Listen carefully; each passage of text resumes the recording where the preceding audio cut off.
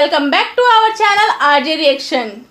मैं हूँ रेनू और मैं हूँ आपके साथ ज्योति। तो कैसे हैं आप सब? उम्मीद है अच्छे होंगे और मजे में होंगे। तो आज हम रिएक्शन देने वाले हैं पवन सिंह और प्रियंका सिंह का सॉन्ग है, और उस सॉन्ग का नाम है भैया रंगले नया साड़ी। ओह वाह ना। एंड इस सॉन्ग के लिए ना हमें काफी रिक्वेस्ट आ चुकी है, तो इसलिए हम ये सॉन्ग लेके आए हैं आप सबके लिए। एंड ये वीडियो हम SR की म्यूजिक से लेके आए हैं, तो इस चैनल को जरूर सब्सक्राइब कीजिएगा, देन वीडियो को लाइक जरूर कीजिएगा। तो पवन सिंह का ये होली सॉन्ग देखते हैं कितना एंजॉय करते हैं हम। तो आई थिंक सो दोस्तों, विदाउट टाइम वेस्ट किए पहले सॉन्ग एंजॉय कर लेते हैं और बाकी की बातें बाद में करते हैं। SR की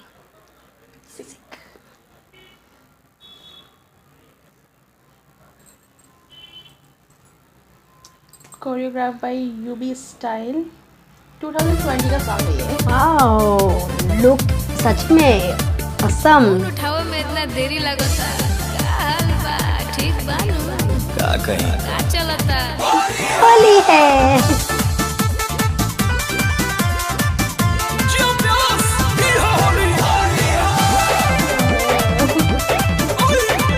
वाह, कलर जो उड़ाने में क्या मस्त लग रहा है।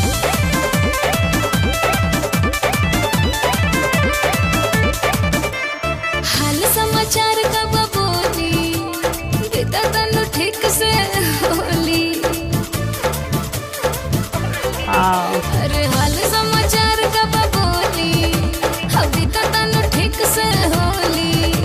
अतिथिया का करता हड़ी, तनी बात कराई ना। भैया रंगले नया साड़ी उता छुएली नहाड़ी होली हो खाता बेकार भौजी गरम बाड़ी होली हो खाता भौजी गरम बाड़ी। घर के दुलारी हिया, बड़ी प्यार से नु पोसाई बिया। खुद ही लगा दिए। ओह सो क्यूट।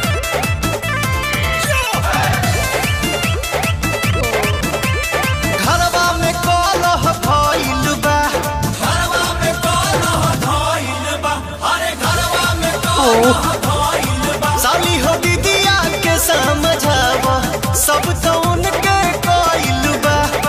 साली हो दीदिया के समझावा, सब तो उनके कइल। सिल्क के साड़ी रहे उनका पसंद के, उनका पसंद के हो, उनका पसंद के।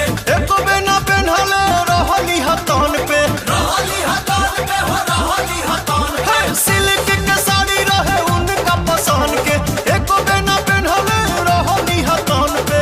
कसहु झगड़ा संहारी, अरे तनी मुडियल हिया। भैया रंगले नया साड़ी उता छुएली नहाड़ी होली हो खाता बेकार भौजी गरम बाड़ी होली हो खाता बेकार भौजी गरम बाड़ी।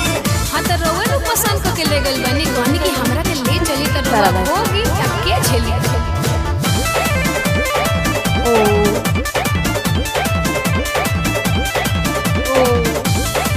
So cute. भैया के हाल बुरा सुता तारे दुआरा, सुता तारे दुआरा हो, सुता तारे दुआरा। बेचारे। इन पजामाई में डाल के पुआरा, डाल के पुआरा हो, डाल के पुआरा। भैया के हाल बुरा सुता तारे दुआरा, तीन पजामाई में डाल के पुआरा। पवन जी दिखाई कलाकारी, प्रकाश को बुला लीजिए। भैया रंगले नया साड़ी उता छुएली नहाड़ी होली हो खाता बेकार भौजी गरम बाड़ी होली हो खाता बेकार भौजी गरम बाड़ी। आवे के पड़ी का। अच्छा, वाह मजा आ गया। तो इस सॉन्ग में लड़की की बहन और लड़के के भाई के बीच में सॉन्ग हुई है पूरी। हाँ। और दोनों की जो सॉन्ग की स्टोरी हुई है वो दोनों की एक की बहन और एक के भाई की कहानी है हाँ, ना? एक के बहन कि क्या क्या चल रहा है होली में।